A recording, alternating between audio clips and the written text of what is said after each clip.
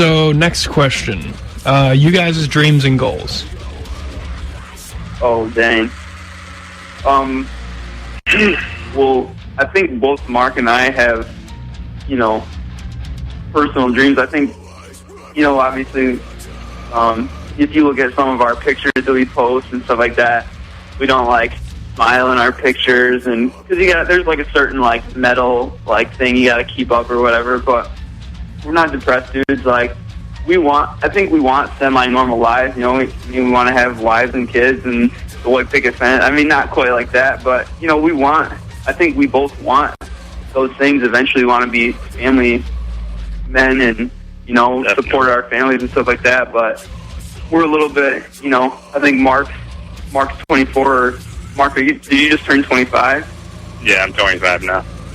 Yeah, you just turned 25. I'm 22.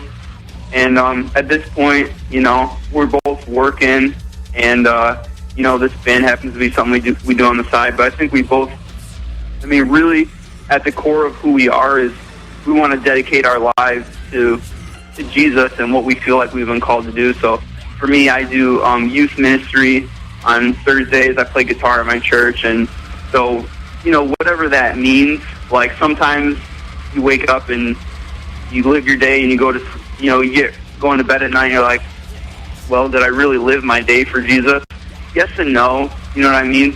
You're not always going to, pray for somebody and heal somebody in the street, that just doesn't happen every day, but for me personally, I think music will always be a part of my life, but I'm not always going to be in a deathcore band, There will be a point when this passes and I'm more interested in doing other things, but I want to be able, at the end of my life, to be able to say, yeah, I wouldn't go back and change too much. I messed up, I made mistakes, but I lived my life for Jesus the best that I could. So that's really my driving force in my life, and I would assume Mark would say the same.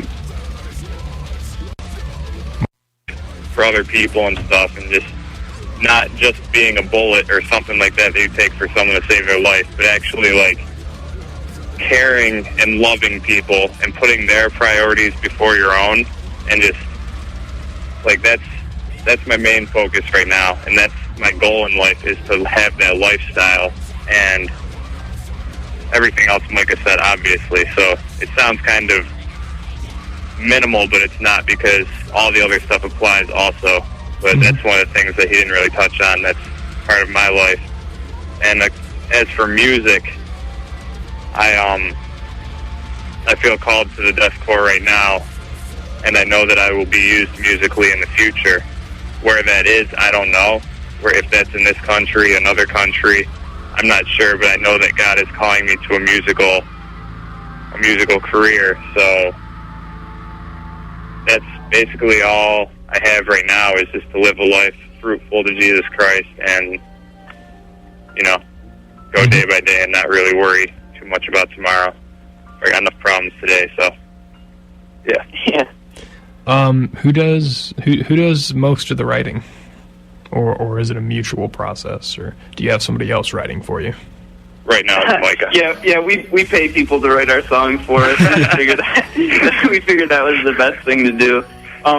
No, like I was saying earlier, that basically the life of this band has been, a few years, but as far as this incarnation of it, what people would see at what we are now, has really been a short time.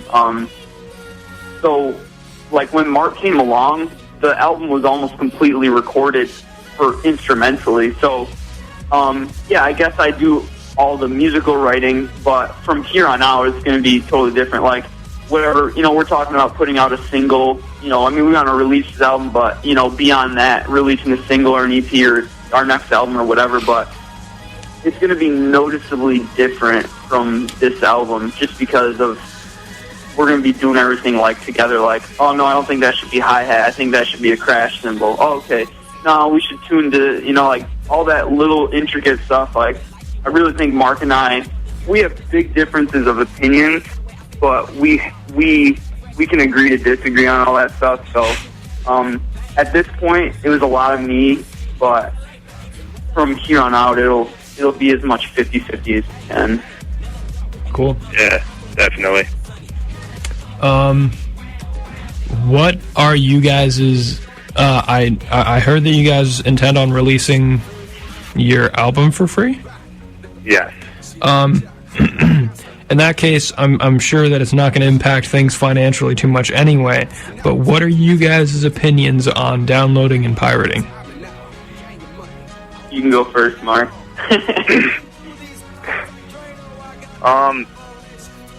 Be honest, Mark. I'll be honest. I go on the deathcore blog sites and all that, and I pirate albums, and yeah, you know, I do that kind of thing. I know it's stealing and it's wrong. But I do it. But so I'm kind of contradicting myself here. I'm doing my thing, but well, it's always been my thing that I steal it, but if I truly care about the band, I will buy some merchandise. Exactly. Or I will actually go and invest in actually buying the physical album. But I need to like care about them first. Like, you don't want to just like invest money in an album, like a physical album, until you know that it's going to a band that actually deserves it. Exactly. Like, for the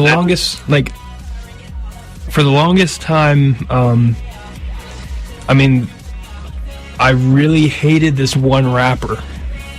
Like, really hated him. And it was because from another rapper I had heard that this rapper was just a negative Nancy.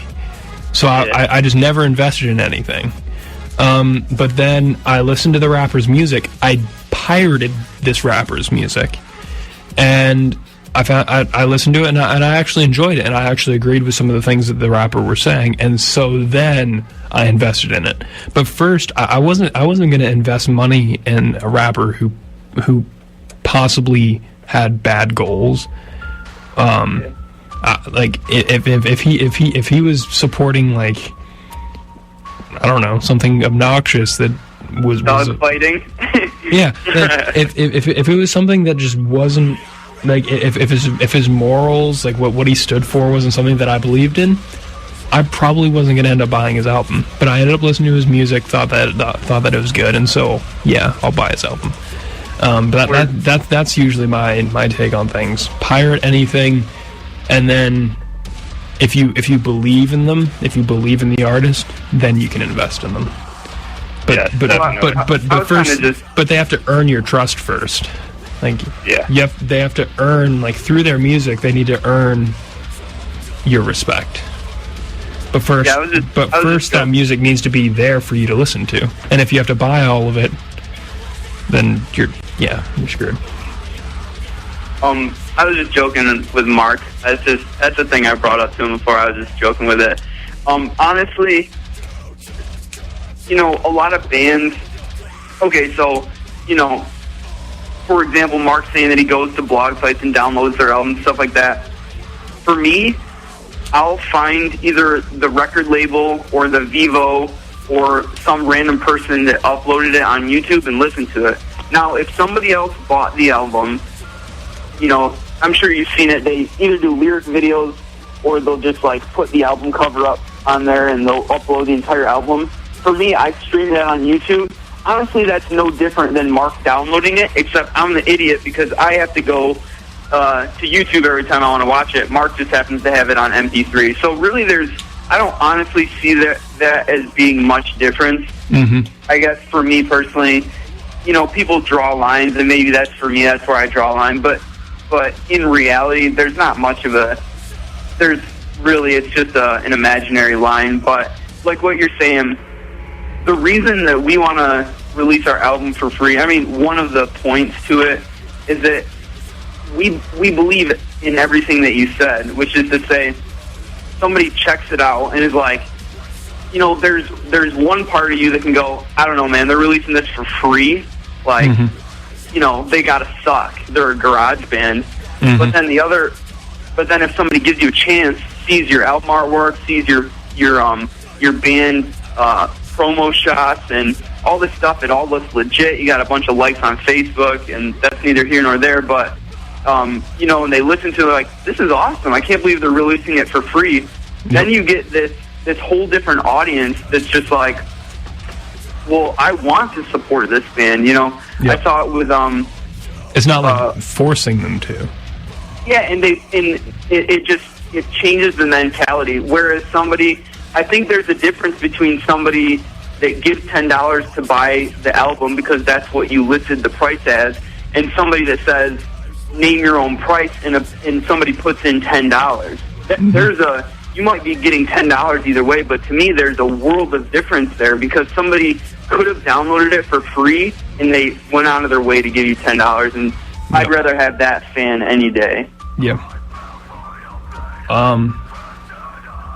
I was actually, speaking of just charging people versus not, when asked, I've always been a major Asking fan. Asking Alexandria just kind of all the way. I mean, really mainstream. I mean, like the redneck kids, they pick on the quote unquote scene emo kids because they listen to Asking Alexandria, quote Asking Alexandria, because that's the typical. But I don't care. I don't care about that stereotype. I enjoy Asking's music. A lot of people think that they're all like these bad, like not breakdown like hardcore breakdown, but the breakdown where it like softens out. Like everybody like harshes on them for that, and the fact that they have more cleans than they have uncleans, and that the uncleans aren't even that. But I enjoy their music anyway. But they released Through Sin and Self-Destruction, the video, and originally it was the 15-minute long movie that was only available on iTunes, and you had to pay $2 to watch it. And when they released that on iTunes, I was one of the main, like, they ended up having to block me from their page for a while because I was on their page ranting. Every other comment, like, literally, I was, like, you could follow me and count, and like, most of the comments were by me. And I was arguing that if they really cared about their fans, they wouldn't be charging their fans for it. It wouldn't matter. One, they're one of the most successful bands in the genre right now, mostly because they're so mainstream. Sure. But they don't need that extra $2. They can just release it on YouTube, and just it wasn't necessary. They're forcing their fans to pay them this extra money. Well, I think that's. I don't necessarily criticize the band specifically. I mean, I don't know about that situation. I don't personally follow Asking Alexandria, although I did when they first came out.